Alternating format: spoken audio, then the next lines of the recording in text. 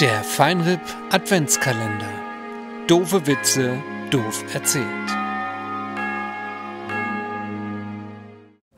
Ja, mach ganz natürlich. Nimm einfach ein Stück Holz, genau. Mach ganz natürlich einfach ein Stück Holz, ja. Sieht das scheiße aus. Oh, super. Ja. Das ist wie bei Bulli, wo so das Ding da. Okay. Achtung, ich muss vom Brett ablesen. Ich lese alles vom Brett ab. Das macht meine Frau auch so. Wo wir wieder bei dem Thema mit der Tonne wären.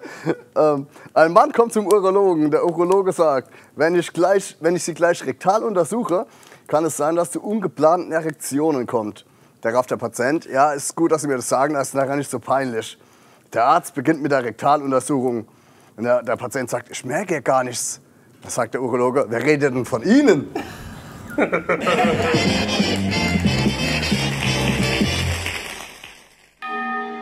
www.palzrock.de